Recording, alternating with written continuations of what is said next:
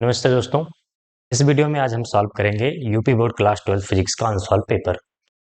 इससे पहले हम लोग दो सेट सॉल्व कर चुके हैं 2025 सेट 1 और सेट 2। तो आज सेट 3 जिसका कोड है 346 JU आज हम सॉल्व करेंगे।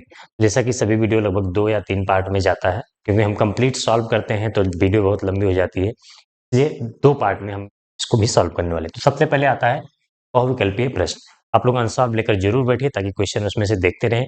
हालांकि मैं क्वेश्चन लिख रहा हूं, लेकिन फिर भी आपके पास आंसर होना जरूरी है। ठीक है, तो बहुविकल्पीय प्रश्न का पहले का वाला पार्ट है। एक बेलनाकार बर्तन के खुले सिरे के केंद्र पर Q आवेश रखा गया है। बर्तन के पृष्ठ पर विद्युत क्षेत्र का फ्लक्स है। एक बेलनाकार बर्तन है, ऐसे कह रहा है। ये वाला खुला हुआ सिरा है, इसके सिरे के जस्ट ऊपर और केंद्र पर एक Q आवेश रखा गया है। तो कह रहा है इससे होकर गुजरने वाला फ्लक्स ज्ञात करो, वैद्युत क्षेत्र का फ्लक्स। तो कैसे निकालते थे? अगर हमने गॉस का नियम पढ़ा है कि अगर कोई बंद पृष्ठ हो, ऐसा भी पृष्ठ बना लो, बंद पृष्ठ हो, उसके अंदर आवेश Q है, तो उससे होकर गुजरने वाला फ्लक्स होता है पाई बराबर Q बाई एप्सिलॉन नॉट, ये होता है। लेकिन हमने गॉस का नियम किसके लिए पढ़ा है? बंद पृष्ठ के लिए पढ़ा है। यहाँ पर बंद पृष्ठ नहीं है, ये तो खुला हुआ है। तो हम क्या करेंगे, अपनी तरफ से एक कंस्ट्रक्शन करेंगे, संरचना। इसके जस्ट ऊपर हम बिल्कुल सेम इसी के बराबर त्रिज्या वाला, इसी के बराबर सब कुछ, एक बेलनाकार दूसरा पृष्ठ रख देंगे, ऐसे करके। तो अब मान के चलिए, अगर इसकी लंबाई, इसकी ऊंचाई h थी, तो इसकी भी h ले लेंगे, तो h 2h हो जाएगा। तो ओवरऑल ये एक बंद पृष्ठ बन जाएगा। अब पूरे से, इस पूरे बंद पृष्ठ से होकर गुजरने वाला फ्लक्स कितना हो जाएगा? पाई, टोटल लिख दे रहा हूं मैं, कितना? Q enclosed by epsilon naught. तो अंदर कितना चार्ज है? Q। अब ये हो गया पूरे से, लेकिन इसके आधे से, क्योंकि हमें तो आधे वाले से निकालना था जो हमें दिया था। ऐसे लिखते हैं, आधे बेलन से होकर गुजरने वाला फ्लक्स कितना हो जाएगा? अरे पूरे से Q बटे एप्सिलॉन नॉट निकल रहा है, तो इसके आधे से आधा हो जाएगा इसका, Q by 2 epsilon not. Option देख लीजिए कौन सा ऑप्शन सही है। ऑप्शन मैं एक बार पढ़ दे रहा हूँ। पहला है 0, दूसरा Q बाई एप्सिलॉन नॉट, तीसरा है Q बाई 2 एप्सिलॉन नॉट। तो यही Q बाई 2 एप्सिलॉन नॉट सही हो जाएगा। कौन सा पार्ट है ये? थर्ड। और चौथा 2Q बाई एप्सिलॉन नॉट। तो हो जाएगा। सेकंड क्वेश्चन है इसी का, क्वेश्चन फर्स्ट का खा। पूर्व दिशा में प्रक्षेपित एक इलेक्ट्रॉन चुंबकीय क्षेत्र द्वारा उत्तर दिशा की ओर विक्षेपित हो जाता है। चुंबकीय क्षेत्र की दिशा हो सकती है। तो सबसे पहले इलेक्ट्रॉन विक्षेपित क्यों होता है? चलो मैं डायरेक्शन समझने के लिए यहाँ पे बना दे रहा हूँ थोड़ा सा। नॉर्थ होता है, साउथ, ईस्ट, वेस्ट, उत्तर हो गया, नीचे दक्षिण, इधर पूर्व। तो पूर्व दिशा की तरफ इलेक्ट्रॉन को फेंका गया, मतलब इसका वेग जो है इधर की तरफ है। और क्या कह रहा है? उत्तर दिशा की ओर विक्षेपित हो जाता है, मतलब ये इधर की तरफ चलता है, उत्तर दिशा की ओर जाता है। ऐसे डायरेक्ट नहीं जाएगा, आपने पढ़ा होगा इतना चुंबकीय क्षेत्र। तो इधर उत्तर दिशा की तरफ विक्षेपित हो रहा है। विक्षेपित क्यों हो रहा है? कब?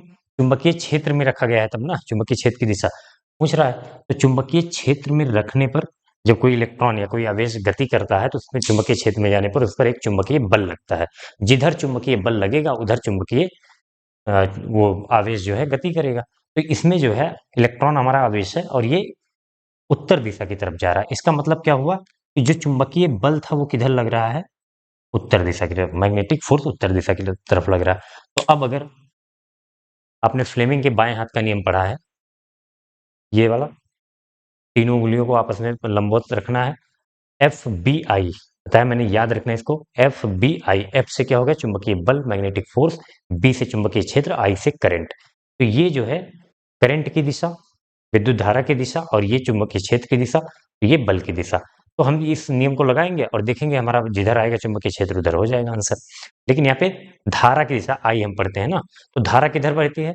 जिधर इलेक्ट्रॉन होता है उसके विपरीत दिशा में। तो अगर इलेक्ट्रॉन इधर जा रहा है, इलेक्ट्रॉन को इधर वेग दिया गया है ना, इधर फेंका गया है, तो हम धारा को मानेंगे इधर, इलेक्ट्रॉन के विपरीत धारा मानना है। तो अब लगाइए अपना चुंबकीय फ्लेमिंग के बाएं हाथ का नियम। इधर रखना है, बल को ऊपर रखना है, और धारा को ऐसे रखना है। ध्यान से देखिए कैसे रखेंगे। बल तो ऊपर हो गया, और धारा को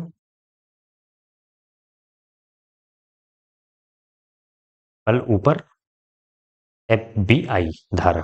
तो आई इधर आ रहा है, बी इधर आ रहा है, सॉरी ध्यान से देखिए, ये ऐसे देखिए यहाँ से ऊपर की तरफ बल लग रहा है, क्योंकि बल हमें दिया है कि ऊपर उत्तर दिशा में जा रहा है, तो बल हो गया। और इलेक्ट्रॉन इधर जा रहा है, अगर इलेक्ट्रॉन इधर जा रहा है तो करंट इधर जाएगा, इलेक्ट्रॉन की विपरीत दिशा में करंट फ्लो होता है। और इधर आ रहा है हमारा बी वाला, एफ बी आई, यानी कि चुंबकीय क्षेत्र जो आ रहा है इस तल के लंबवत बाहर की तरफ आ रहा है। ठीक है, ऊपर बाहर की तरफ आ जाएगा, तो मैं ऐसे बना दे रहा हूँ। चुंबकीय क्षेत्र जो होगा बाहर को बिंदु एक डॉट से रिप्रेजेंट करते हैं ना, बाहर की तरफ, बाहर की तरफ क्या है ये, चुंबकीय क्षेत्र। अब अपना ऑप्शन देख लीजिए, कुल मिला के फ्लेमिंग के बाएं हाथ का नियम लगाना था बस। अपना ऑप्शन देखते हैं, पश्चिम की ओर, दक्षिण की ओर, तल के लंबवत ऊपर की ओर, तल के लंबवत नीचे की ओर। तो जनरली हमारा तल ऐसे होता है, कागज होता है ना, तो कागज में हम ऊपर की तरफ बोलते हैं, तो ये लंबवत बाहर की तरफ। तीसरा वाला ऑप्शन है ना, कौन सा ऑप्शन है, तीसरा, तल के लंबवत ऊपर की तरफ। ठीक है, तो ये दो क्वेश्चन हो गए। चलिए नेक्स्ट क्वेश्चन की तरफ चलते हैं। चलिए नेक्स्ट क्वेश्चन है फर्स्ट का गा और घा। तो समतल विद्युत चुम्बकीय तरंगों के पथ में एक मुक्त इलेक्ट्रॉन रखा है। इलेक्ट्रॉन गति करना प्रारंभ करेगा। विद्युत चुम्बकीय तरंग कहीं से जा रही है और उनके रास्ते में एक इलेक्ट्रॉन रखा है, तो इलेक्ट्रॉन किधर गति करना प्रारंभ करेगा, ये हमारा क्वेश्चन है।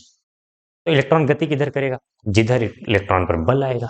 अरे कोई कोई वस्तु गति करना शुरू करती है तो उस पर बल लगता है ना, तो बल लगेगा, जिधर बल लगेगा वही इलेक्ट्रॉन की गति की दिशा हो जाएगी।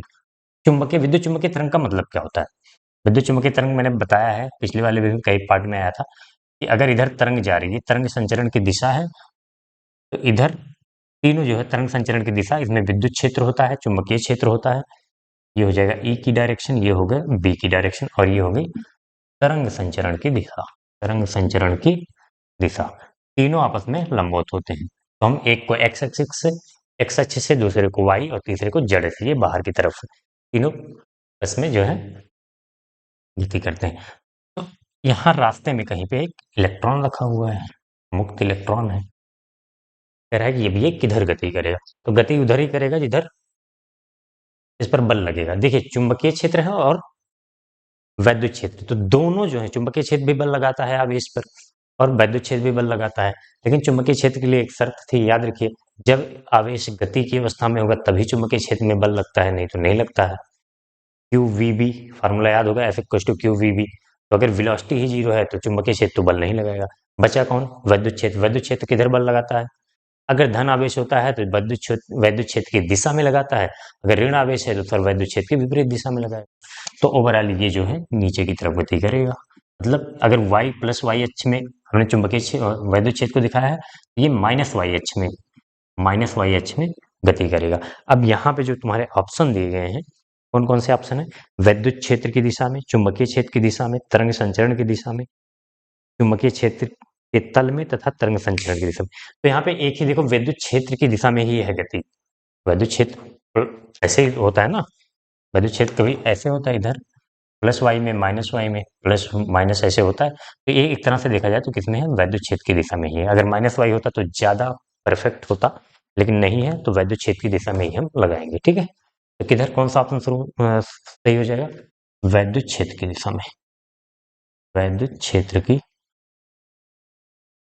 दिशा में। ठीक है, चलिए नेक्स्ट है फर्स्ट का घ वाला पार्ट। एक द्वियुक्त लेंस के प्रत्येक पृष्ठ की वक्रता त्रिज्या r तथा उसके पदार्थ का अपवर्तनांक म्यू दिया है 1.5 है। इसके लिए फोकस दूरी निकालनी है। तो फोकस दूरी का फार्मूला पता है द्वियुक्त लेंस का, F equal to N L minus one, या फिर म्यू एल लिख सकते हो, मैं एन लिखता हूँ अपवर्तनांक को, इंटू 1/r1 माइनस 1/r2। ये तब के लिए है जब लेंस के आसपास का माध्यम क्या है, वायु है। क्योंकि ये वन तभी आया था जब, अभी फार्मूला पढ़ा होगा जब, ये वन तभी आया था जब हमने वायु का अपवर्तनांक रखा था वन यहाँ पे। ठीक है, तो इस तरह के द्वियुक्त लेंस है, और इसमें जो है हमें इसकी फोकस दूरी और त्रिज्या में संबंध निकालना है। दोनों की त्रिज्या कह रहा है कि आर है, इसकी भी त्रिज्या यानी कि R1 भी आर है और R2 भी है। तो R1 R2 में कंफ्यूज मत होना, जो जिस पृष्ठ पर पहले आपतित किरण पड़ती है वो R1 होता है, दूसरा वाला R2। अगर हम इधर से देखेंगे तो ये R1 पहले हो जाएगा, R2 ये हो जाएगा।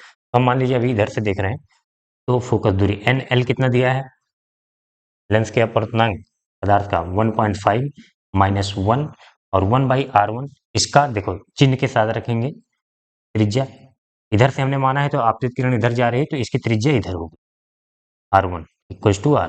तो ये प्लस हो जाएगा और इसकी जो त्रिज्या r2 होगी वो इधर की तरफ होगी, तो वो माइनस हो जाएगी। एक प्लस होगा तो दूसरा माइनस।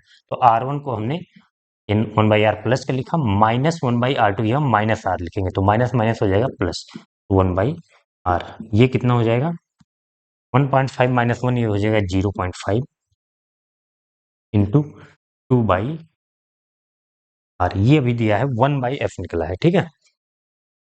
अब यहाँ से करते हैं आगे। एक मिनट, ये 1/f होता है ना, हमने f क्यों लिखा है, 1/f होता है, ठीक। तो f इक्वल टू क्या हो जाएगा, रिवर्स कर देंगे। f इक्वल टू ये 1/0.5 हो जाएगा इंटू r/2 हो जाएगा। अब ध्यान से देखिए वो 0.5 होता क्या है, 0.5 क्या होता है, 0.5 को हम 1/2 लिख सकते हैं। 0.5 मतलब आधा ही, तो 1/2 लिखेंगे तो 2 ऊपर चला जाएगा, तो 2 से 2 कैंसिल। चलो एक बार लिख दे रहा हूँ, 2 ओवरऑल ये हो जाएगा 2 इंटू r/2 से 2 कैंसिल हो जाएगा, आ जाएगा f इक्वल टू r। ठीक है, कौन सा ऑप्शन सही है, f equal to r। f equal to minus r वाला मत कर देना, अगर किसी ने r1 को माइनस ले लिया और इसको ऐसे ही माइनस, इसको प्लस ले लिया तो जो है फिर माइनस में आ जाएगा। तो चिन्ह का खास हमें ध्यान रखना है। और यहाँ पे अगर सॉल्व करने में कोई दिक्कत हो तो 0.5 को 1/2 कर लेना अपना, ठीक है, या तो 0.5 कर लेना और 2 आ जाएगा। चलिए नेक्स्ट क्वेश्चन की तरफ चलते हैं। चलिए नेक्स्ट क्वेश्चन है क्वेश्चन नंबर फर्स्ट का अंग, पांचवा पार्ट है ये। कह रहा है 220 वोल्ट के प्रत्यावर्ती धारा स्रोत का शिखर विभव है, तो शिखर विभव को हम V नॉट से लिखते हैं। और ये जो दिया जाता है ना, वो इस चैप्टर में प्रत्यावर्ती धारा वाले में जो भी अगर सिंगल ऐसे वोल्टेज लिख के दे रहा है तो वो आप मान के चलेंगे कि वो IRMS या VRMS दिया है। अगर वोल्टेज दिया है तो VRMS, RMS वैल्यू वर्ग माध्य मूल वाला, और अगर करंट दिया है तो वो भी IRMS होगा। VRMS बराबर हमें दिया है 220 वोल्ट। तो फार्मूला आपको पता होगा VRMS का, VRMS इक्वल टू होता है V naught by √2। V naught क्या होता है, शिखर voltage, maximum voltage. V naught क्या हो जाएगा, V नॉट इक्वल टू शिखर विभव जो पूछा है √2 VRMS, ये क्या हो जाएगा √2 इंटू 220, और √2 की वैल्यू 1.414 रखेंगे इंटू 220 करेंगे, ये लगभग आ जाएगा 310 वोल्ट आ जाता है। मल्टीप्लाई करके आप देख लीजिए और कौन सा ऑप्शन सही है एक बार ऑप्शन देख लीजिए। 220 वोल्ट लगभग 160 वोल्ट लगभग 310 वोल्ट, तो 310 वोल्ट वाला ऑप्शन सही हो जाएगा। फर्स्ट का क्या कह रहा है, शुद्ध अर्धचालक को अपमिश्रित करने पर उसकी चालकता बढ़ जाती है, घट जाती है, वही रहती है, शून्य हो जाती है। ये चार ऑप्शन दिए गए हैं। तो शुद्ध अर्धचालक मतलब जिसमें कोई प्योरिटी न मिलाई गई हो। अर्धचालक में प्योरिटी मिलाते ही अपमिश्रित करने पर उसके मिश्रण करने का क्या हमारा उद्देश्य क्या होता है, ताकि उसकी चालकता बढ़ जाए। तो पहला ही ऑप्शन था बढ़ जाती है, वही सही हो जाएगा। ठीक है, अब मिश्रण के जो P और N टाइप के जो पदार्थ मिलाए जाते हैं उनको क्यों मिश्रित किया जाता है, चालकता बढ़ाने के लिए ही तो किया जाता है, तो चालकता बढ़ जाएगी। ठीक है, चलिए नेक्स्ट क्वेश्चन की तरफ चलते हैं। नेक्स्ट क्वेश्चन है very short answer question, question number 2। इसमें एक एक नंबर के क्वेश्चन है, तो छोटे छोटे जवाब आपको लिखने हैं। तो पहला क्वेश्चन नंबर 2 का वाला है विशिष्ट प्रतिरोध का मात्रक लिखिए। तो विशिष्ट प्रतिरोध क्या होता था, किससे लिखते थे, याद है आपको, रो को। तो जो अगर आपको प्रतिरोध वाला फार्मूला पता है, R equal to rho L by A, तो रो इक्वल टू क्या हो जाएगा यहाँ से, आप चाहे डायरेक्ट रो याद रखें या फिर नहीं याद है तो प्रतिरोध का फार्मूला याद होना चाहिए। रो इक्वल टू ए ऊपर चला जाएगा आर ए और एल नीचे आ जाएगा बाई एल। ध्यान से देखिए, प्रतिरोध का मात्रक ओम, क्षेत्रफल का मीटर स्क्वायर और लंबाई का मीटर। तो 1 मीटर से मीटर कैंसिल हो जाएगा, क्या बचेगा ओम मीटर। मात्रक क्या हो जाएगा विशिष्ट प्रतिरोध का, रो से लिखिए ना ओम मीटर। ठीक है, फिर 2 का ख वाला पार्ट है लेंज का नियम लिखिए। लेंज का नियम क्या होता है, सबसे पहले ये जान लीजिए लेंज का नियम यूज कहाँ करते हैं। याद कीजिए फैराडे ने वैद्युत चुंबकीय प्रेरण संबंधी नियम दिया था, और अगर कहीं किसी कुंडली से या किसी बंद परिपथ से बद्ध चुंबकीय फ्लक्स में परिवर्तन होता है, उसमें प्रेरित वैद्युत वाहक बल तथा प्रेरित धारा उत्पन्न होती है।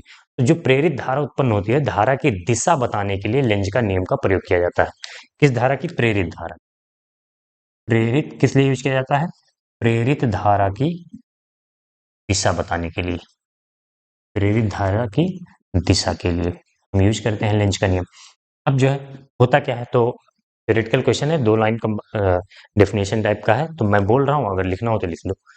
ये यदि किसी बंद परिपथ से सॉरी, एक मिनट, प्रेरित धारा की दिशा ना, किसी बंद परिपथ में उत्पन्न प्रेरित धारा की दिशा इस प्रकार होती है कि उसमें होने वाले चुंबकीय फ्लक्स में होने वाले परिवर्तन का वह विरोध करती है। बस इतना ही लिखना है। किसी बंद परिपथ में प्रेरित धारा की दिशा इस प्रकार होती है कि वह उसमें होने वाले चुंबकीय फ्लक्स परिवर्तन का विरोध करे। ठीक है, यानी कि जो नई धारा बनेगी, नई धारा के कारण जो नया चुंबकीय क्षेत्र बनता है, नया चुंबकीय फ्लक्स बनता है, वो पहले वाले चुंबकीय फ्लक्स का विरोध करता है, उसके अपोजिट में। और सबसे जरूरी चीज इसमें एक लाइन लिखना जरूर न भूलें, लेंज का नियम ऊर्जा संरक्षण पर आधारित है। लेंज का नियम ऊर्जा संरक्षण पर आधारित है। लेंज का नियम ऊर्जा संरक्षण पर आधारित है। अगर कभी लॉन्ग आंसर में मिला तो मैं इसको समझाऊंगा अच्छे से, भी बस इसको याद रखिए। लॉन्ग आंसर में मिलता है तो मैं इसको कन्फर्म करता हूँ। ठीक है, नेक्स्ट क्वेश्चन। चलिए नेक्स्ट क्वेश्चन है, क्वेश्चन नंबर 2 का खा। इससे पहले जो हमने लेंज का नियम वाला क्वेश्चन किया वो दरअसल 2 का गा वाला पार्ट था, उसमें मैंने खा लिख दिया, तो ये खा वाला पार्ट है। ठीक है, तो इसको देखते हैं। धनात्मक जेड अक्ष में रखे लंबे तार में 10 एम्पीयर की विद्युत धारा प्रवाहित है। चुंबकीय क्षेत्र की तीव्रता का मान 10 सेंटीमीटर, 0,0 पर ज्ञात कीजिए। तो धनात्मक जेड अक्ष में रखा हुआ है। देखो ध्यान से देखना, आपने पता होगा कि अगर ऐसे हम उंगली को करें तो एक एक्स अक्ष मानते हैं, एक वाई और एक जेड। ऐसे देखिए, मैं बना दे रहा हूँ, ये अगर एक्स अक्ष है, ये वाई है, ये जेड है। जनरली हम ऐसे याद रखते हैं। ठीक है, तो कह रहा है धनात्मक जेड अक्ष में रखे लंबे तार, तो ये जेड अक्ष क्या होता है? बाहर की तरफ, तो ऐसे लिखा हुआ है तार, तार ऐसे रखा हुआ है। मैं क्या करूंगा यहाँ पे थोड़ा समझाने के लिए, हमारे पास चॉइस होती है कि हम किसी को भी एक्स अक्ष अगर हमने फिक्स कर दिया एक अक्ष, तो चाहे जेड इसको मानिए, चाहे जेड इसको मानिए, तो मैं इसको जेड मान ले रहा हूँ।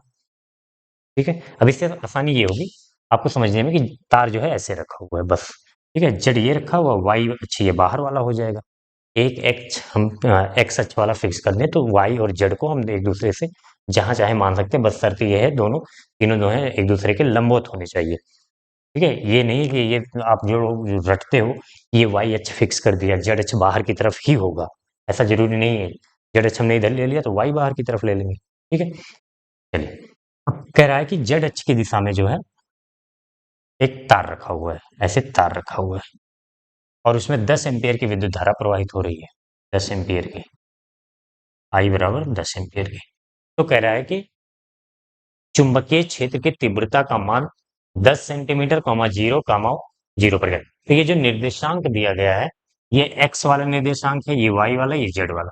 तो वाई जेड में तो 0 है, यानी कि एक्स अक्ष पर 10 सेंटीमीटर चलेंगे। मान लो पॉइंट यहाँ मिल गया, ये कितना है? 10 सेंटीमीटर। तो मैं इसको ए से लिखता हूँ, ए इक्वल्स टू 10 सेंटीमीटर।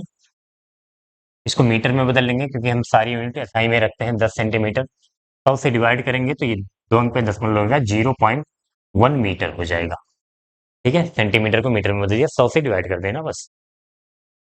अब इस बिंदु पर हमें फार्मूला पता होगा, चुंबकीय क्षेत्र ज्ञात करना है, तो बी बराबर होता है μ0/4 पाई 2I/a।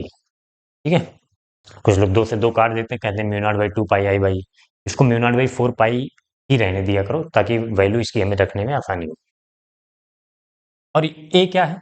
ये होता है लंबवत दूरी, तार से जो है जिस बिंदु पर हमें ज्ञात करने है उसकी लंबवत दूरी, ये होती है परपेंडिकुलर दूरी, लंबवत दूरी। तो वही लंबवत ही है क्योंकि ये जेड अक्ष है, ये एक्स, दोनों एक दूसरे के लंबवत होते हैं, तो ये दूरी अपने आप लंबवत हो जाएगी, तो इसमें हमें कुछ सोचना नहीं है। तो बी इक्वल टू μ0/4 पाई का वैल्यू जो होता है 10⁻⁻⁷, ये पढ़ा होगा सबने, इंटू 2 इंटू आई की वैल्यू है 10 एम्पियर और ए की वैल्यू कितनी है? 0.1 मीटर।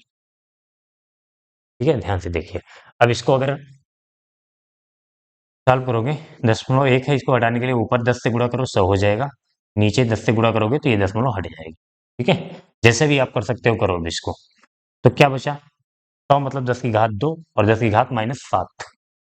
चलिए लिखते हैं 2 गुणे, इसको साथ में 10 की घात 2 और -7, तो -5 हो जाएगा, -7 और -2, 10 की घात -5। अब चाहे टेस्ला लिख लो, चाहे वेबर पर मीटर स्क्वायर लिख लो, चुंबकीय क्षेत्र का मात्रक 2 गुणे 10 की घात -5 टेस्ला। ठीक है, चलिए नेक्स्ट क्वेश्चन की तरफ चलते हैं। चलिए नेक्स्ट क्वेश्चन है, दो का घा, घा और चा, तीनों पार्ट मैंने लिख दिया, 3 पार्ट बचे हुए। तो पहला है पूर्ण आंतरिक परावर्तन क्या है, क्वेश्चन नंबर 2 का घा। पूर्ण आंतरिक परावर्तन पढ़ा होगा आपने, क्या होता है पूर्ण आंतरिक परावर्तन?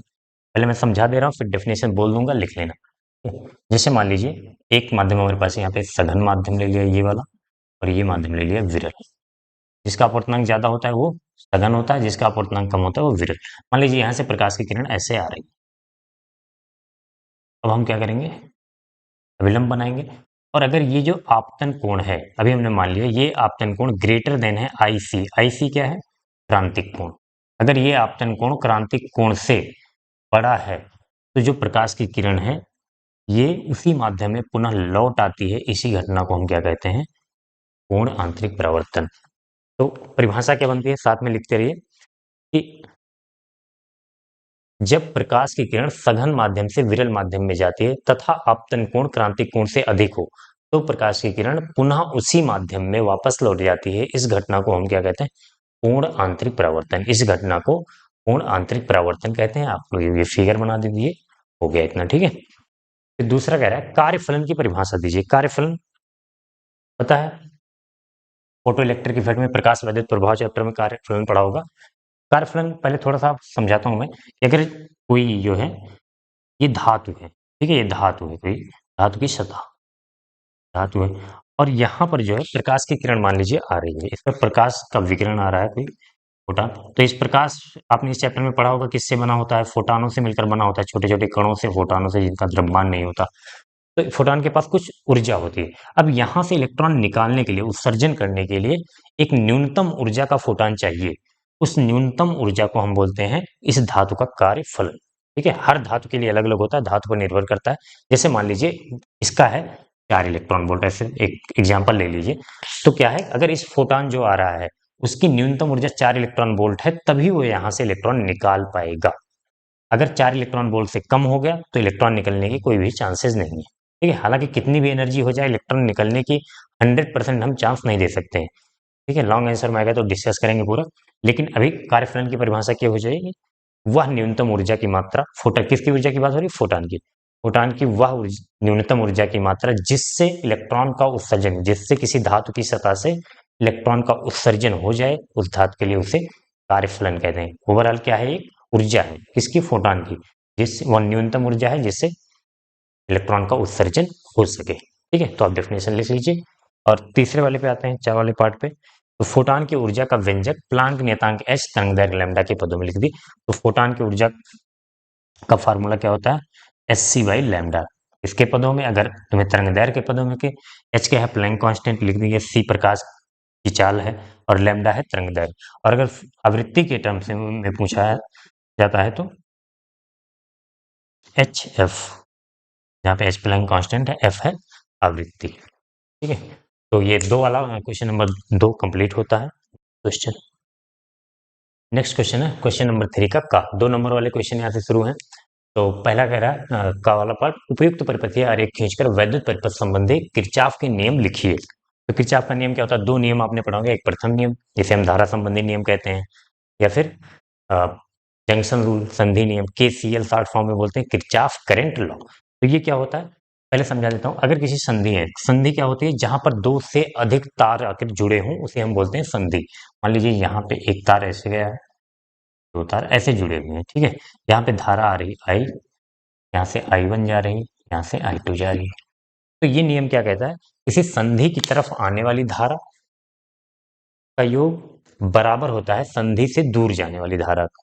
ठीक है, या फिर आपने ऐसे पढ़ा होगा कि किसी संधि पर आने वाली धारा तथा जाने वाली धारा का बीजगणितीय योग शून्य होता है। तो आप दोनों में से जो भी आपको सही लगे वो लिख लें, दोनों का सही हो जाएगा। ठीक है, क्या है कि संधि ये हो गई, संधि जंक्शन। संधि के लिए ध्यान रखिएगा, जहां पर दो से अधिक तार जुड़े होते हैं उन्हें हम संधि कहते हैं, जंक्शन। ठीक है, तो किसी जंक्शन की तरफ आने वाली धारा बराबर जंक्शन से दूर जाने वाली धारा।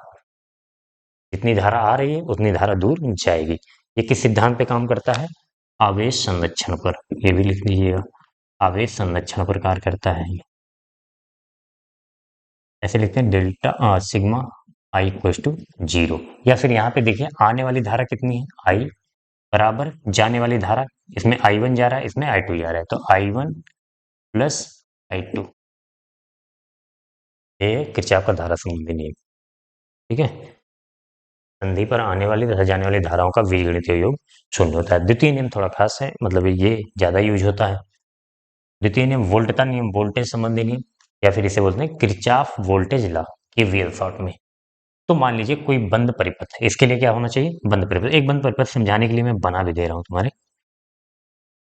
बंद परिपथ एक, दो प्रतिरोध मैंने लगा दिया, तो एक करके दिखा दूंगा तो आपको आसानी हो जाएगी याद करने में। तो वी वोल्टेज है, सीधा सीधा कहता है, लिख लीजिए, पहले स्टेटमेंट लिख लीजिए और एक फिगर बना दीजिएगा। ये यहाँ से आई करंट जा रहा है।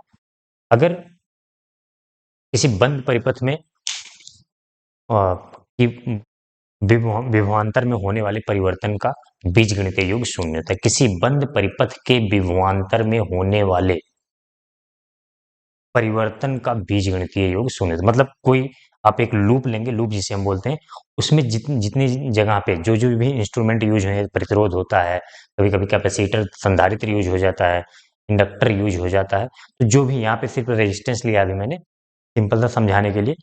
तो जितने भी इंस्ट्रूमेंट होते हैं सब में, सब जगह पे, जैसे कोई देखे यहाँ पे बी वोल्टेज है, प्रतिरोध है, तो वो वोल्टेज को कुछ चेंज करेगा, यहाँ पे कुछ वोल्टेज चेंज होगा। तो जहां जहां विभव परिवर्तन होगा लूप में, उसमें सभी विभव परिवर्तन का बीजगणितीय योग, बीजगणितीय योग का मतलब क्या होता है? चिन्ह के साथ। अगर वोल्टेज घट रहा है तो माइनस में लिखेंगे, अगर वोल्टेज बढ़ रहा है तो प्लस में लिखेंगे। इतना ध्यान रखना, अगर वोल्टेज घट रहा है, वो चाहे कोई भी इंस्ट्रूमेंट हो, चाहे धारिता हो, चाहे प्रेरकत्व हो, और चाहे बैटरी हो, चाहे प्रतिरोध हो, चार ही मिलेंगे आपके सिलेबस में।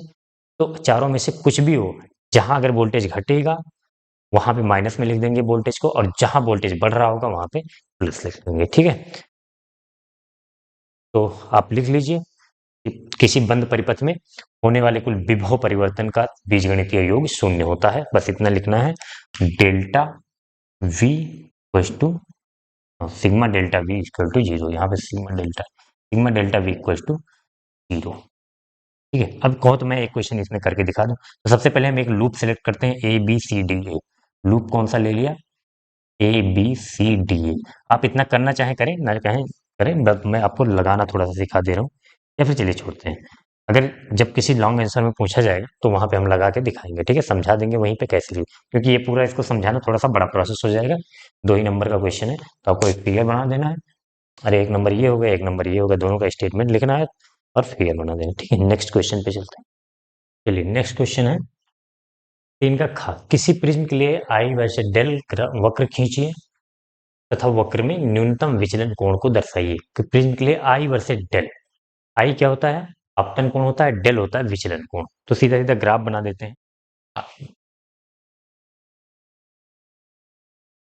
इधर वाई अक्ष पे हम लोग डेल विचलन कोण को रखते हैं, विचलन कोण, और एक्स अक्ष पर लिखते हैं आई, क्या होता है? आपतन कोण, आपतन कोण।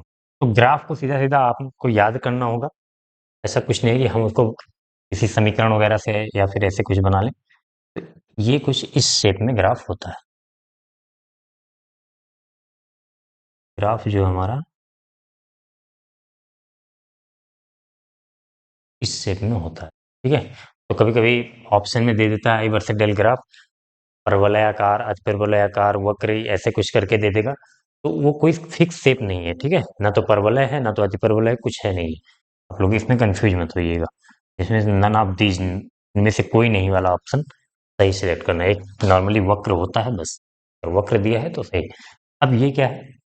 न्यूनतम विचलन का मतलब क्या है? देख लीजिए यहाँ पर कुछ विचलन था, मान लीजिए यहाँ से हमने शुरू किया, यहाँ पे कुछ विचलन था। जैसे जैसे आपतन कोण चेंज करते गए वैसे वैसे विचलन घट रहा है, घट रहा है, घट रहा है, घटते घटते यहाँ तक घटा, फिर बढ़ना शुरू किया। तो न्यूनतम विचलन यहाँ पे आ रहा है कि नहीं? ये मान लीजिए आपतन कोण आई है, इस पर जो बन रहा है ये डेल मिनिमम, इसी को दर्शाने के लिए कह रहा है, न्यूनतम विचलन कोण को दर्शाइए। तो हम यहाँ पे बता देंगे जो यहाँ पे बन रहा है विचलन कोण, ये न्यूनतम विचलन है। अब खास बात क्या होती है इसमें, ग्राफ में अगर कुछ पॉइंट्स लिखना चाहते हैं, तो जैसे मान लीजिए कोई नॉर्मल विचलन का एंगल लीजिए, मान लीजिए कोण विचलन हमने लिया डेल। अब इसके लिए एक आपतन कोण तो यहाँ मिल गया, चलिए इसको I1 लिख दिया। इसको और आगे बढ़ाया तो यहाँ भी ग्राफ को काट रहा है, यहाँ भी एक आपतन कोण मिल गया। तो किसी एक जो है विचलन कोण के लिए, किसी एक विचलन कोण के लिए दो आपतन कोण मिलते हैं सेम विचलन, यानी कि दो आपतन कोण पर सेम विचलन कोण हो सकता है, लेकिन न्यूनतम विचलन के लिए एक ही आपतन कोण होता है। ठीक है, दो आपतन कोण के लिए या फिर किसी एक सिंगल विचलन के लिए, सभी एक विचलन के लिए, सभी विचलन के लिए दो, जैसे यहाँ पे लिए तो यहाँ पे एक आपतन कोण, यहाँ पे एक आपतन कोण, यहाँ पे लिया, यहाँ सिर्फ किसको छोड़कर, न्यूनतम विचलन को, डेल मिनिमम को छोड़कर बाकी सबके लिए दो आपतन कोण होता है। ये कुछ पॉइंट होते हैं ग्राफ के, उनको आप लिख सकते हैं। ठीक है, नेक्स्ट क्वेश्चन आपका, नाभिकीय संलयन की व्याख्या कीजिए। नाभिकीय संलयन क्या होता है? तो नाभिकीय विखंडन और नाभिक वाले चैप्टर में दो मेन अभिक्रियाएं पढ़ी होंगी, नाभिकीय विखंडन और नाभिकीय संलयन। तो नाभिकीय संलयन होता है जब दो हल्के नाभिक मिलकर एक भारी नाभिक बनाते हैं, तो इस प्रक्रिया को हम क्या बोलते हैं, नाभिकीय संलयन। जब दो हल्के नाभिक मिलकर एक भारी नाभिक बनाते हैं, ऐसा होता क्यों है? तो आप बंधन ऊर्जा या फिर बंधन ऊर्जा प्रति न्यूक्लियन पढ़ा होगा कि जब दो बंधन ऊर्जा, जब हल्के नाभिक होते हैं तो थोड़े से अस्थायी होते हैं, जब उनका बंधन ऊर्जा प्रति न्यूक्लियन बढ़ता है तो जो है वो अस्थायी हो जाते हैं। तो जब दो हल्के नाभिक मिलकर एक भारी नाभिक बनाते हैं तो उनकी बंधन ऊर्जा प्रति न्यूक्लियन बढ़ जाती है, जिससे वे और अस्थायी हो जाते हैं। तो अगर आपको एग्जाम्पल पूछे, एग्जाम्पल मैं दे दे रहा हूँ, कहाँ कहाँ पे होता है, तो सूर्य में होती है, ये बहुत उच्च तापमान पे होता है। कुछ पॉइंट इनके लिख देना है। तो एक तो बंधन ऊर्जा, देखिए जब दो हल्के नाभिक मिलकर एक भारी नाभिक बनाते हैं तो उस अभिक्रिया को हम नाभिकीय संलयन कहते हैं। पॉइंट क्या है कि बंधन ऊर्जा प्रति न्यूक्लियन बढ़ती है, बंधन ऊर्जा प्रति न्यूक्लियन, न्यूक्लियन क्या होते हैं पता होना चाहिए ना, न्यूट्रॉन और प्रोटॉनों को हम नाभिक में उनको नया नाम दिया गया न्यूक्लियन। प्रति न्यूक्लियन बढ़ जाती है, बढ़ जाती है, बढ़ने से क्या होगा, अस्थायित्व, अस्थायी अस्थायी होंगे। ठीक है, अब इसको आप जैसे लिखना हो लिखिए। और जो है कहाँ पे होती है एग्जाम्पल में, जैसे आपने सुना होगा हाइड्रोजन बम, हाइड्रोजन बम का नाम सुना होगा। तो हाइड्रोजन बम किस सिद्धांत पे काम करता है, नाभिकीय संलयन पर। परमाणु बम नाभिकीय विखंडन पर करता है, हाइड्रोजन बम नाभिकीय संलयन पर। और ये अभिक्रिया हो कहाँ रही है, हालांकि इसके लिए बहुत उच्च तापमान की जरूरत होती है, बहुत बहुत उच्च, उच्च लिखो, बहुत भी लिख सकते हो, उच्च तापमान की जरूरत होती है, जरूरत होती है। ठीक है, अब एग्जाम्पल के प्रोटॉन प्रोटॉन साइकिल वाला मैं एग्जाम्पल दे दे रहा हूँ आपको। बाकी सूर्य में हो रही है और हाइड्रोजन बम में होती है। लगभग 3 × 10⁻9 केल्विन तापमान की जरूरत होती है, लगभग नहीं, 3 × 10⁻9 केल्विन की। चलिए, तो प्रोटॉन प्रोटॉन साइकिल वाला एग्जाम्पल मैं दे दे रहा हूँ। 1H1 + 1H1, दो हल्के नाभिक हैं, ये मिलके जो प्रोटॉन साइकिल, ये 3 स्टेप में पूरी होती है। यहाँ पे बनता है 1H2 + एक प्लस बीटा कण बनता है, +1 बीटा 0, और प्लस न्यूट्रिनो बनता है, और बहुत सारी ऊर्जा निकलती है। एग्जैक्ट वैल्यू मुझे नहीं याद है, मैं ऊर्जा लिख दे रहा हूँ, मेगा इलेक्ट्रॉन वोल्ट में होता है।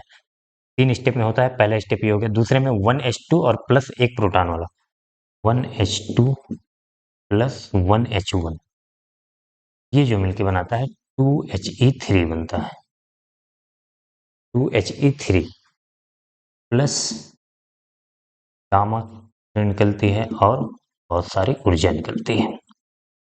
फिर जो है दो मॉलिक्यूल मिलके, 2He3 के दो मॉलिक्यूल मिलके, दिख रहा है यहाँ पे,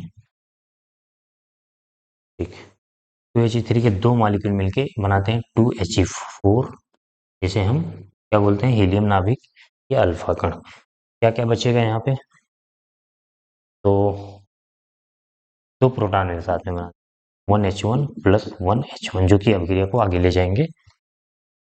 तो 4 2 6 बैलेंस है, 4 2 6 प्लस गामा, न्यूट्रिनो ये सब बनते ही रहते हैं। बहुत सारी ऊर्जा, लगभग 26.7 मेगा इलेक्ट्रॉन वोल्ट ऊर्जा टोटल निकलती है यहाँ से।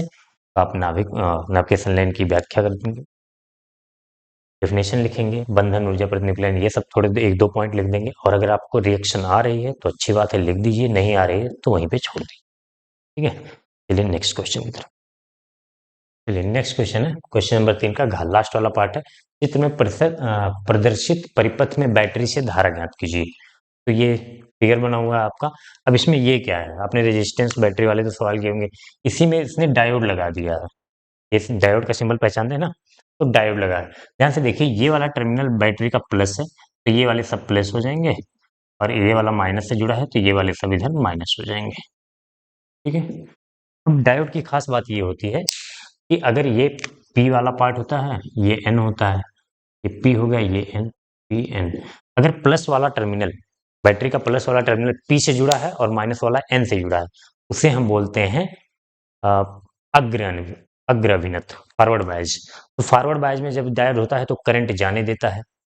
और अगर बैटरी का प्लस वाला टर्मिनल एन से जुड़ा है और माइनस वाला पी से जुड़ा हुआ है तो उसे हम बोलते हैं रिवर्स बायस्ड पश्चाविनत। तो उसमें करंट फ्लो होने नहीं देता, करंट को वो रोक देता है, वैद्युत धारा को रोक देगा। तो यहाँ से देखिए, इसमें देखिए P प्लस से है, N माइनस से है, तो ये धारा को जाने देगा।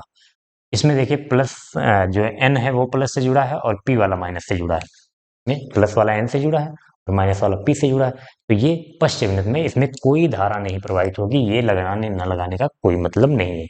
इसमें P वाला प्लस से, N वाला माइनस से, तो इसमें धारा प्रवाहित होगी, इसमें धारा, मतलब इसको अगर हम हटा दें तो कोई फर्क नहीं पड़ेगा सर्किट पे। ठीक है, तो ओवरऑल अब हमारे पास दो प्रतिरोध हो गए, 6 ओम और 3 ओम।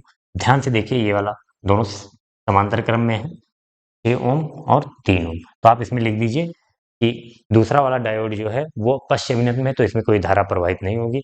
ये शॉर्ट सर्किट हम यूज कर सकते हैं, या फिर जो है शॉर्ट सर्किट, क्या शॉर्ट सर्किट नहीं, क्लोज सर्किट। इसको 20 से काट दीजिए, कोई फर्क नहीं पड़ता। दो प्रतिरोध बचे, 6 ओम और 3 ओम। इन दोनों का तुल्य प्रतिरोध, इक्विवेलेंट रेजिस्टेंस निकाल लेंगे। तो दो, एक 6 है, एक 3, तो दो का होता है R1 R2 अपान R1 plus R2, R1 R2 अपान R1 प्लस R2, या आप 1 upon R equivalent equal to 1 upon R1 plus 1 upon R2 कर सकते हैं।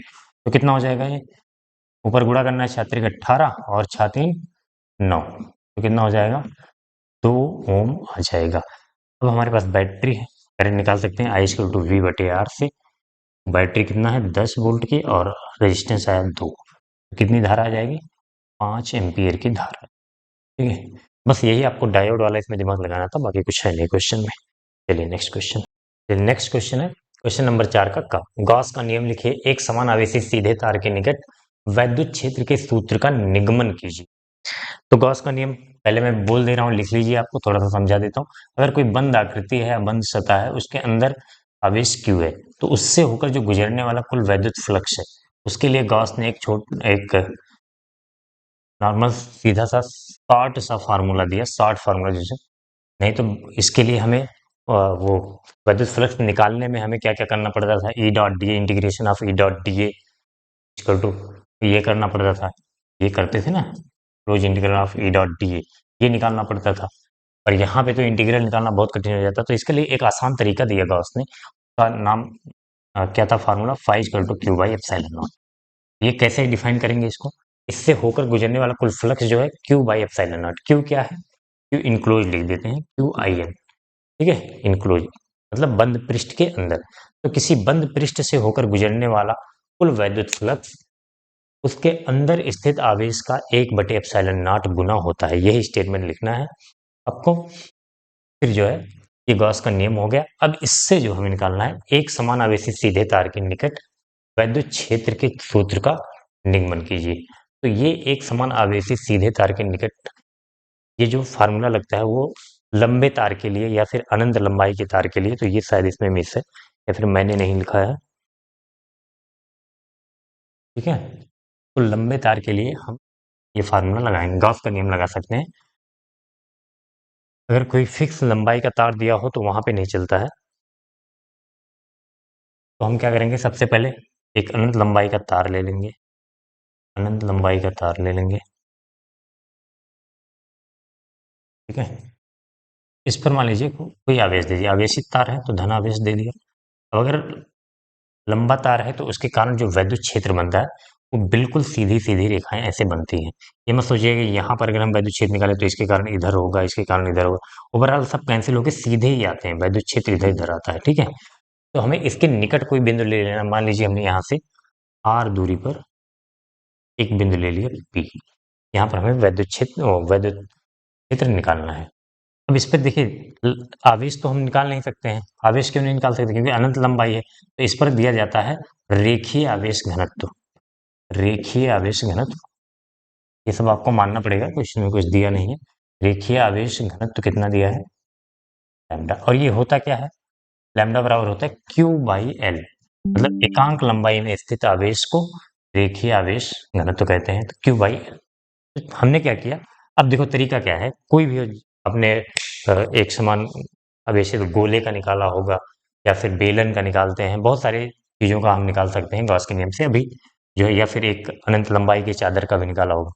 तो जिस बिंदु पर हमें वैद्युत क्षेत्र निकालना है उस बिंदु से होकर गुजरता हुआ एक हम बंद पृष्ठ बनाएंगे, जिसे हम क्या बोलते हैं? गॉसियन पृष्ठ बोलते हैं। कहाँ से बनाएंगे? जहां से जिस बिंदु पर हमें वैद्युत फ्लक्स निकालना है। ठीक है, तो वैद्युत फ्लक्स हमें यहाँ से निकालना है और ऐसा बनाएंगे ताकि जो आवेश से जो है वो सिमिलर रहे, मतलब सम्मित, एकदम सिमिट्री में रहे।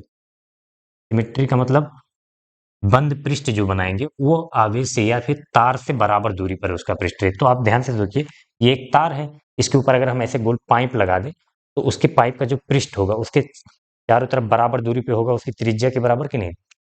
तो ऐसे बनाएंगे। एल लंबाई ले लिया है,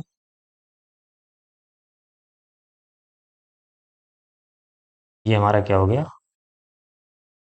गॉसियन पृष्ठ हो गया।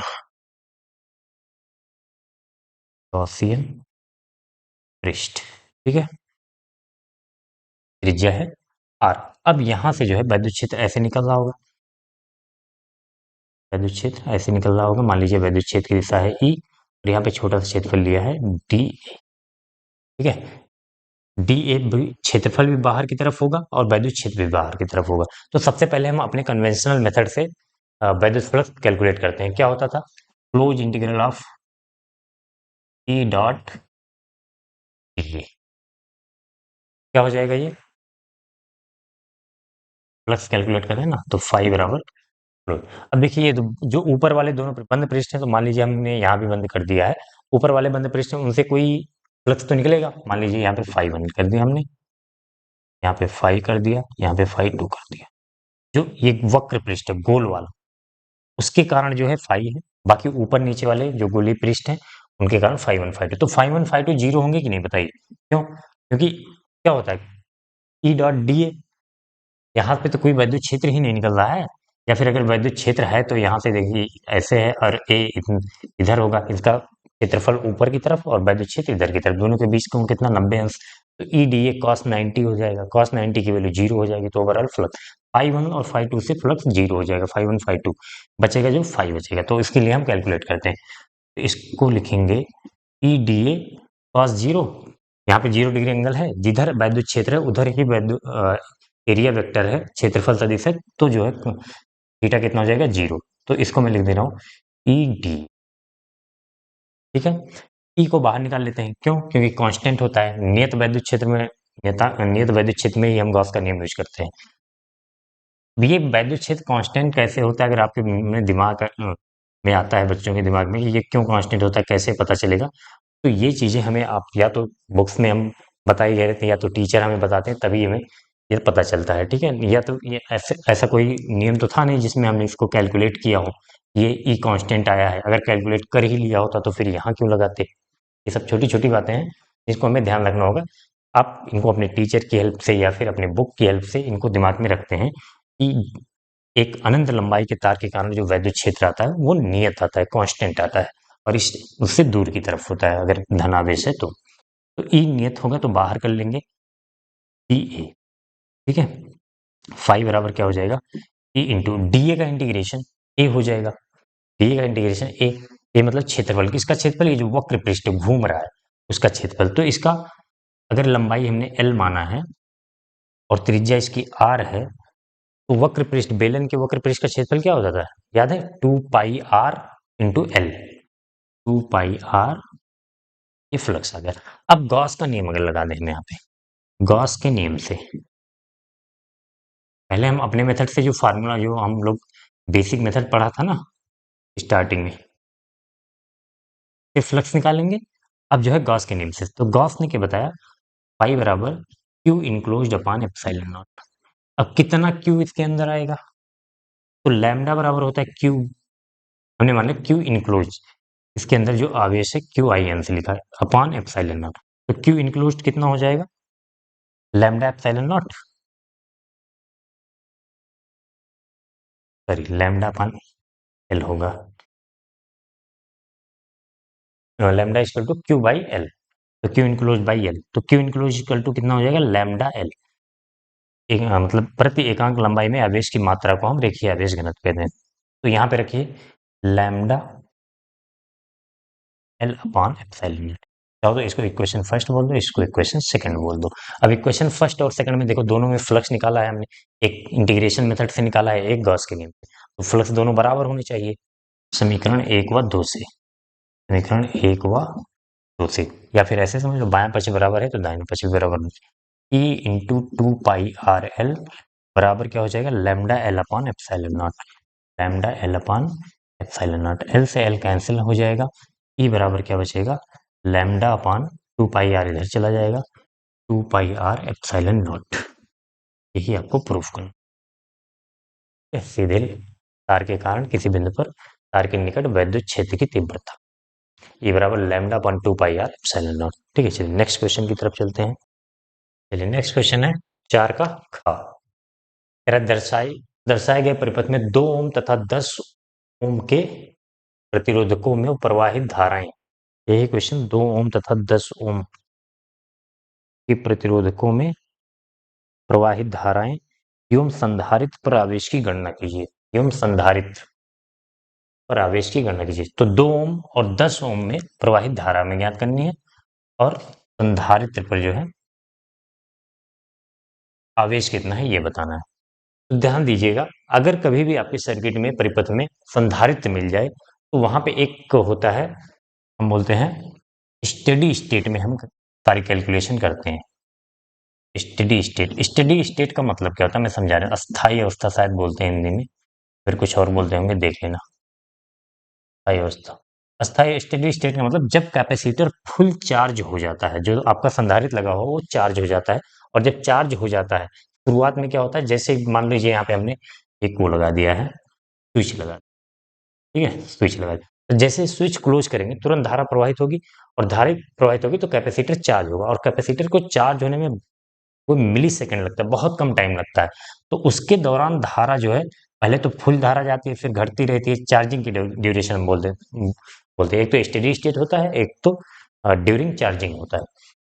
तो जैसे यहाँ पे धारा बढ़ती जाती है, फिर जैसे ये फुल चार्ज होता है, इसमें कोई धारा नहीं प्रवाहित होती, तो सारी धारा जो है इसी में से प्रवाहित होगी, ऐसे, ठीक है।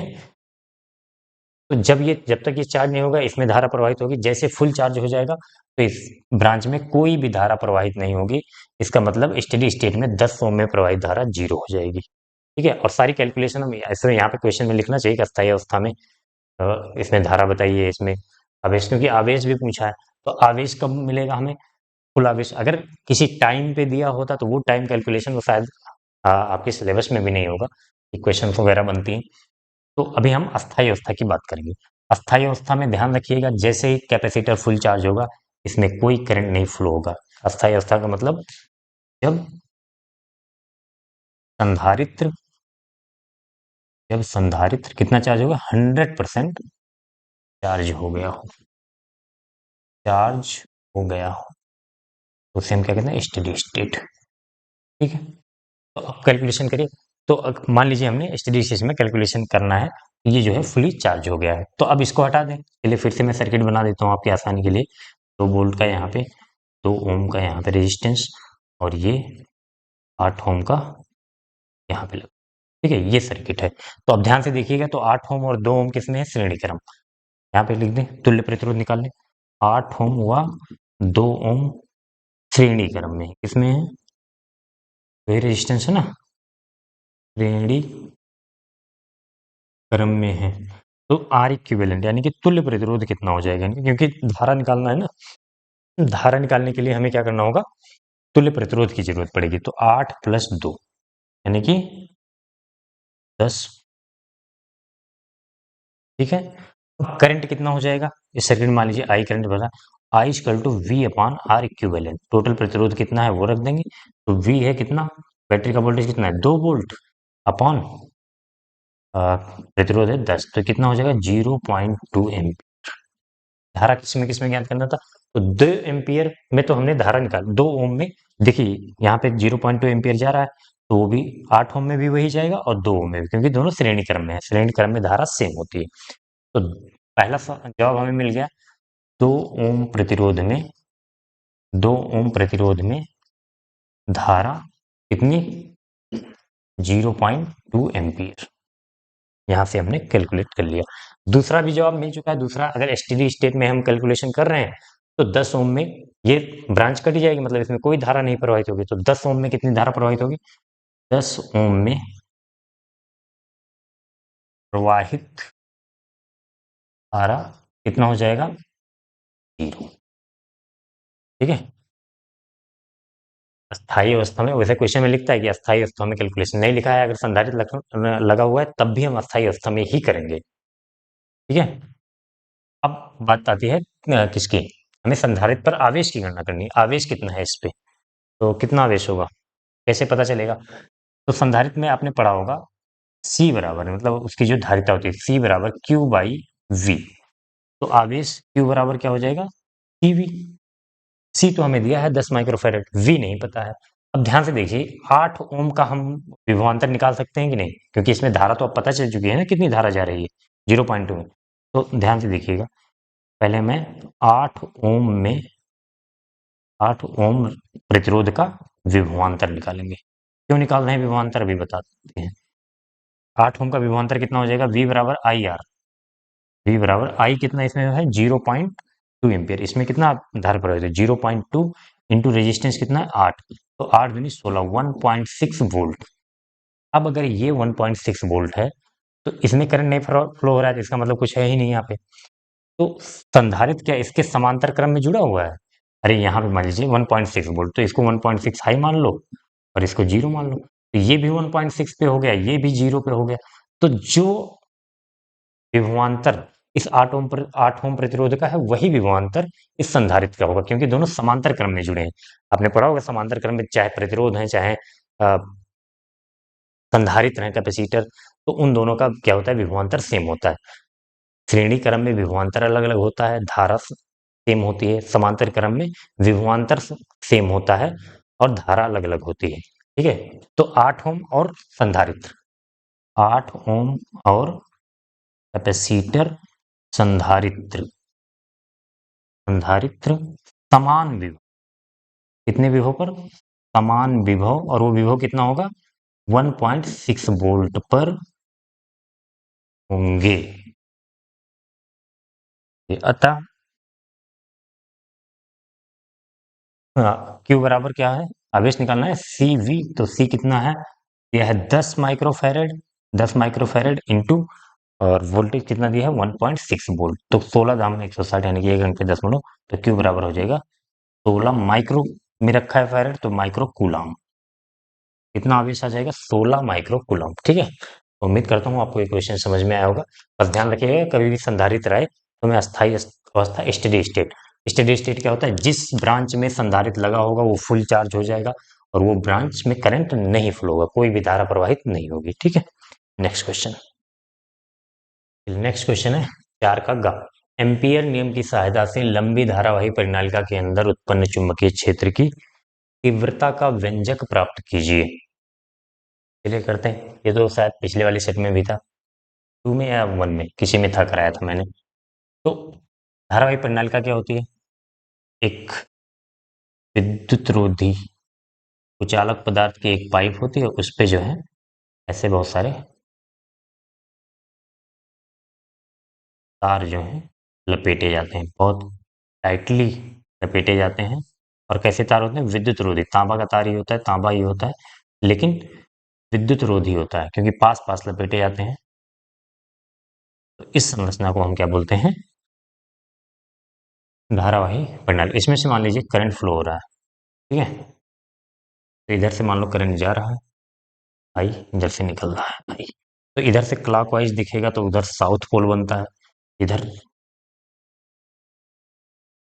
तो अगर एक तरफ साउथ हो गया तो एक तरफ नॉर्थ हो जाएगा, इधर एंटी क्लॉकवाइज दिखेगा, ठीक है। दिशा देखना जानते हैं ना, साउथ किधर उत्तरी ध्रुव बनता है, किधर दक्षिणी। तो इसमें उत्तरी ध्रुव से वैद्युत क्षेत्र रेखाएं निकलती हैं, दक्षिणी ध्रुव में प्रवेश करती हैं, उत्तरी ध्रुव में निकलती हैं, दक्षिणी ध्रुव में प्रवेश करती हैं। ये नॉर्मल सोलेनॉइड का है, परिनालिका का है। और अंदर जो है साउथ से नॉर्थ की तरफ होती है और समांतर होती हैं। समांतर मतलब एक समान चुंबकीय क्षेत्र मिलता है, जैसे एक क्षण चुंबक होता है, बार मैग्नेट, सेम उसी तरीके से ये बिहेव करता है। अब इसको क्या करना है, हमें एम्पियर नियम से इसके कारण जो चुंबकीय क्षेत्र बन रहा है उसको निकालना है फार्मूला। तो कैसे निकालेंगे? तो इसको फिर से फिगर ड्रॉ करेंगे कुछ इस तरीके से। मान लीजिए यहाँ पे हमने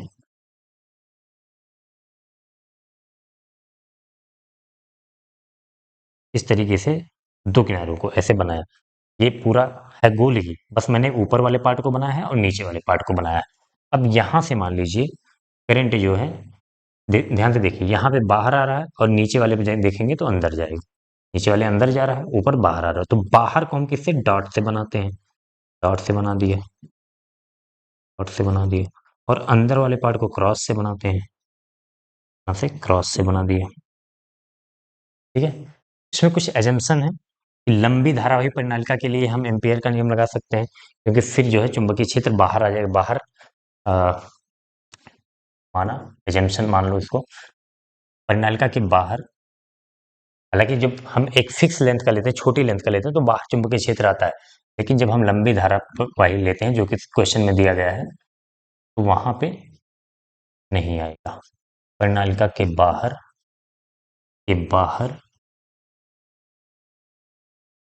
चुंबकीय क्षेत्र B बराबर 0 है। और जो इसकी त्रिज्या है, चलो इसकी मान लो कुछ त्रिज्या होगी पाइप की, और इसकी कुछ लंबाई होगी। तो अनंत लंबाई या लंबी का मतलब ये होता है L should be greater than R, मतलब इसकी लंबाई इसकी त्रिज्या की तुलना में काफी बड़ी होगी, तो हम बोलेंगे कि ये लंबी धारावाही प्रणालिका है या अनंत लंबाई की। दोनों सब वर्ड, कभी कभी लंबी धारावाही, ज्यादातर लंबी धारावाही लिखा रहेगा, कुछ समय जगहों पे हो सकता है लिख दे अनंत लंबाई की प्रणालिका, तो भी हम लंबी वाले ही करेंगे। ठीक है, अब यहाँ से करंट बाहर जा रहा है, तो हम क्या करेंगे? एम्पियर का नियम लगाने के लिए सबसे पहले एम्पियर लूप बनाएंगे। एम्पियर लूप को मान लीजिए हम ऐसे ले रहे हैं, ठीक है। अच्छा, ये बहुत सारे फेरे लपेट के बनाए गए हैं, तो एक चीज आपको दिया जाता है, नहीं दिया जाता तो आप मान लेंगे कि एकांक लंबाई में फेरों की संख्या, फेरों की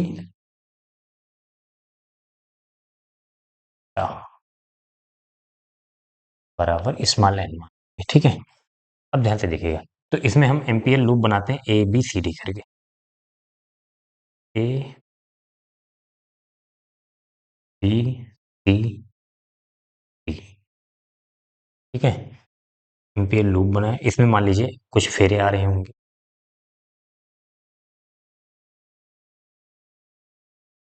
ध्यान से देखिएगा इसको। तो इस लंबाई से, ए बी से, या फिर डायरेक्ट एम्पियर का नियम लगाते हैं। एम्पियर का नियम क्या बताता है?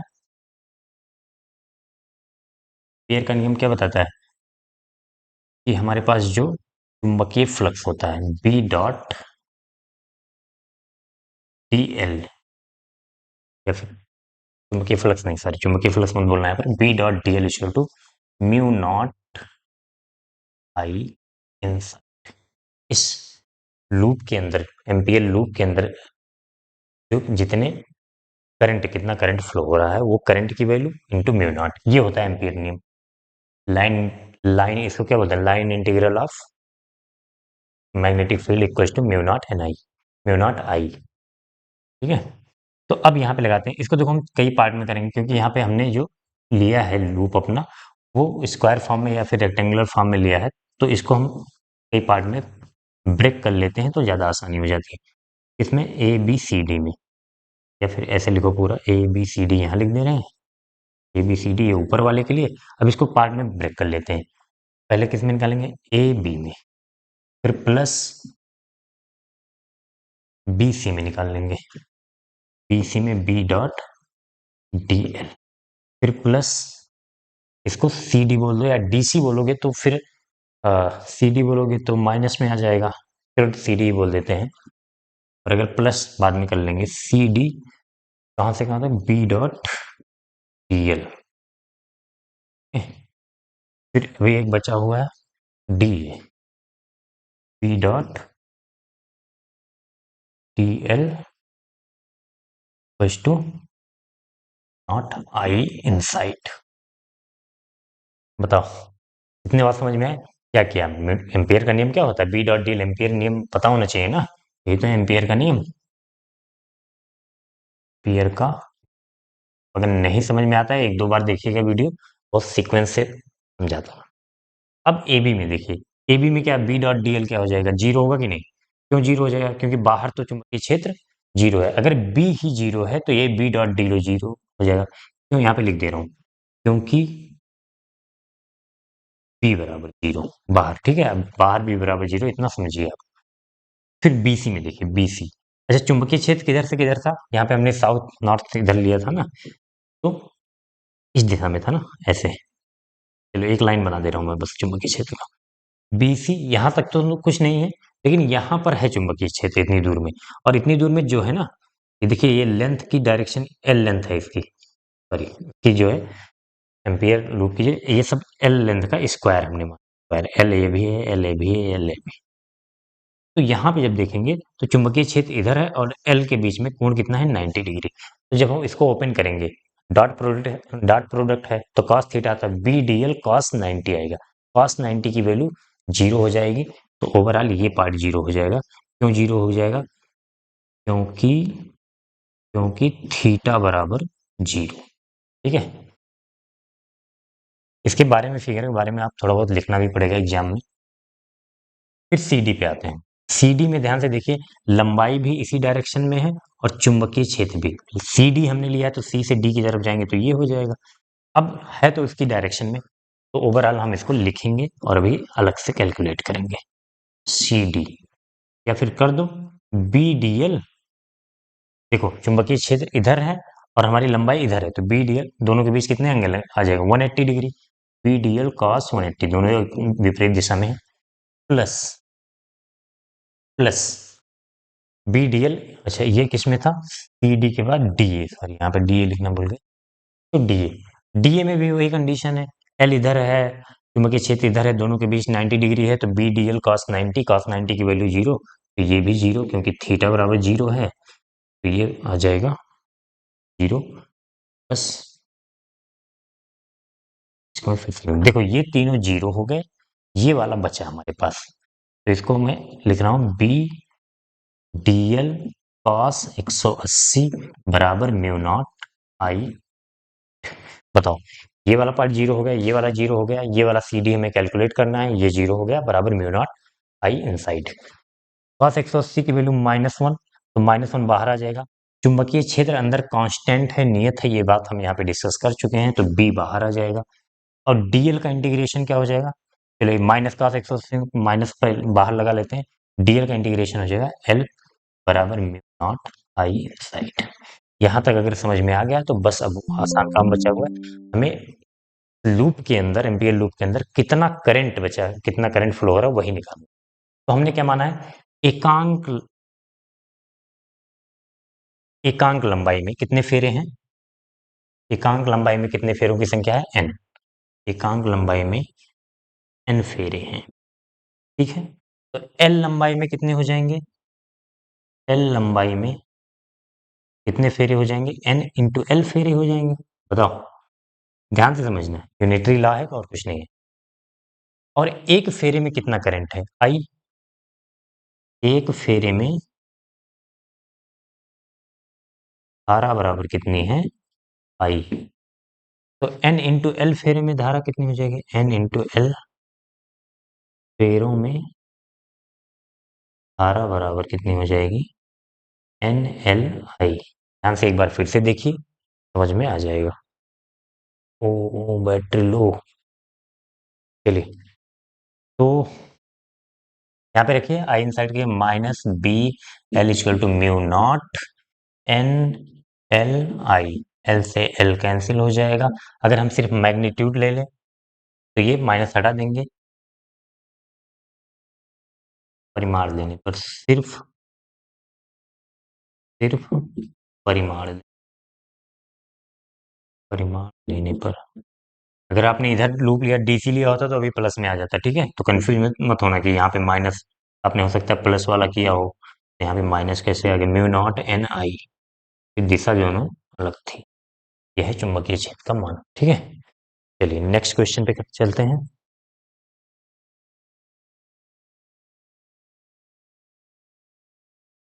काफी बहुत अच्छी कविता। बहुत अच्छी कविता।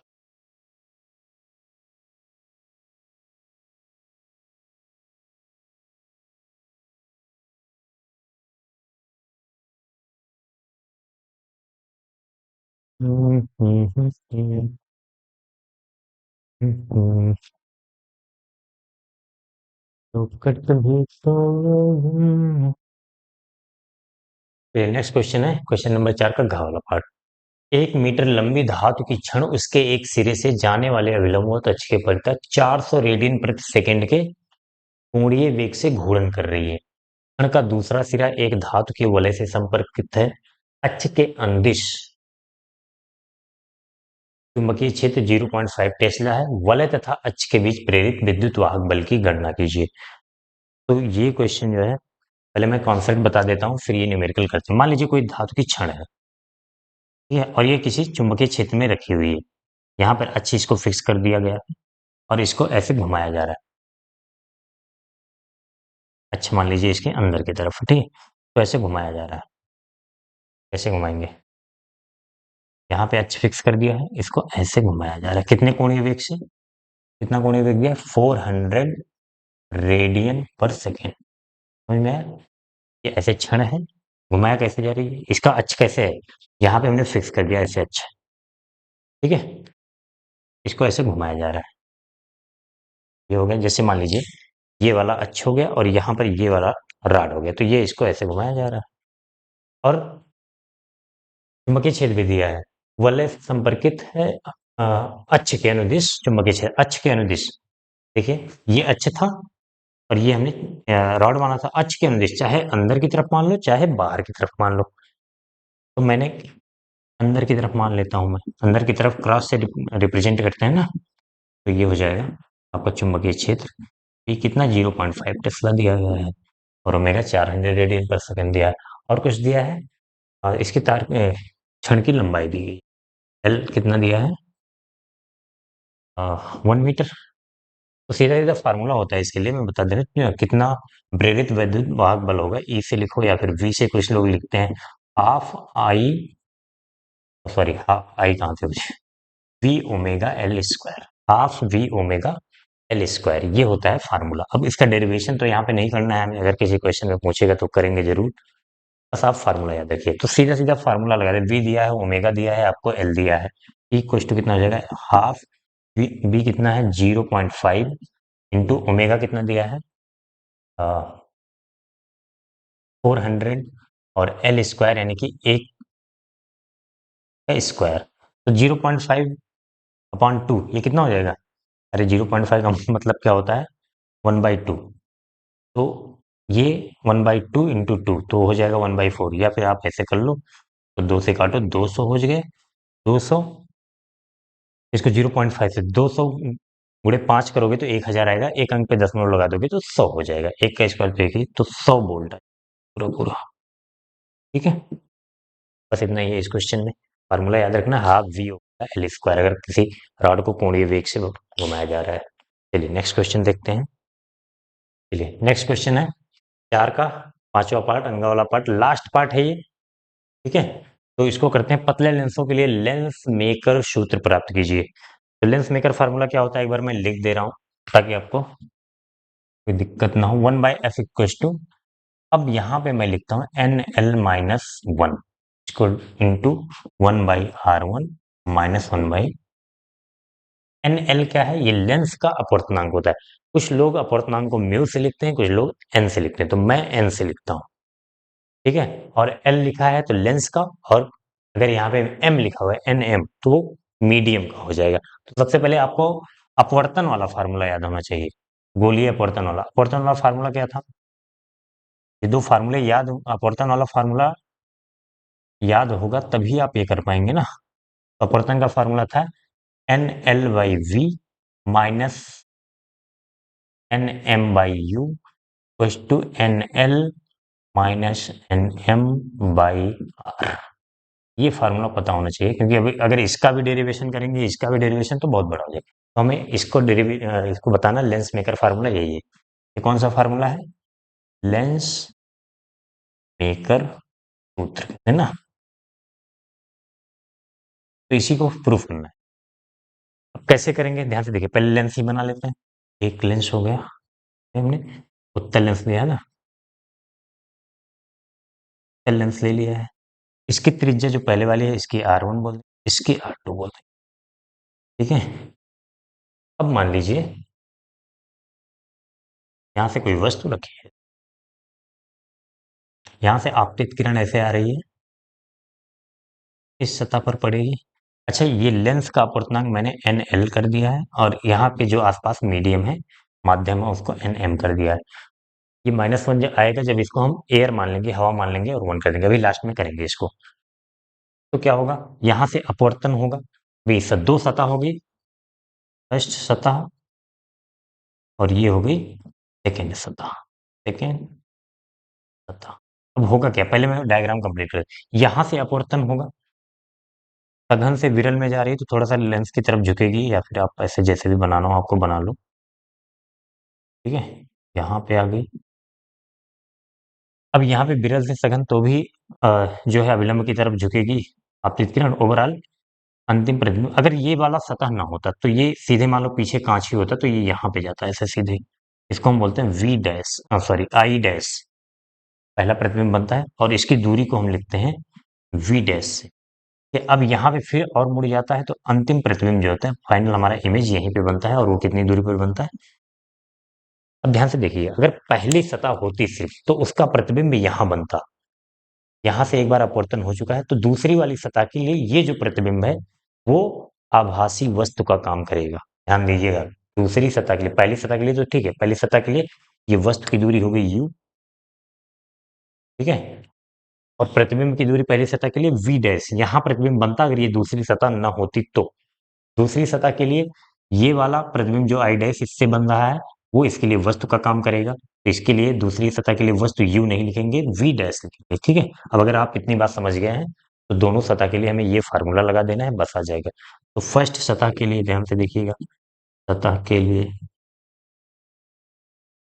ठीक है, अपवर्तनांक आप अपने हिसाब से रख लीजिए, हो सकता है म्यू लिखा हो किसी ने, या फिर n1 n2 म्यू1 म्यू2 किया हो। तो अगर n1 n2 किया है तो लेंस वाला n2 हो जाएगा, और माध्यम वाला n1 हो जाएगा। म्यू1 म्यू2 किया है तो लेंस वाला म्यू2 हो जाएगा, माध्यम का m1 हो जाएगा। ठीक है, बाकी मैं क्लियरिटी के लिए, ताकि तुम्हें कोई कंफ्यूजन ना हो n1 n2 में, मैं लेंस ले लेता हूँ यहाँ पे मीडियम में। आप एग्जाम में चाहो तो लेंस को 2 से रिप्लेस कर देना, 1 से कर देना, या फिर ऐसे ही करो ना, कोई दिक्कत नहीं, कोई गलत नहीं काट पाएगा। ऐसा नहीं कि एनएल एनएम कर दिया तो गलत काट देगा कोई। तो फर्स्ट सतह के लिए एन एल, यानी कि लेंस का अपवर्तनांक वटे वी। वी क्या होता है? प्रतिबिंब। इससे पहले वाली सतह के लिए प्रतिबिंब यहां बन रहा है, तो वी डैश हो जाएगा, माइनस एन एम मीडियम का अपवर्तनांक, अपॉन वस्तु की दूरी यू ही है यहाँ पे, बराबर N L minus N M, N L minus N M. और त्रिज्या कितनी है इसकी? ठीक है, ध्यान दीजिएगा। दूसरी सेकंड सतह के लिए, सेकंड सतह के लिए, सतह के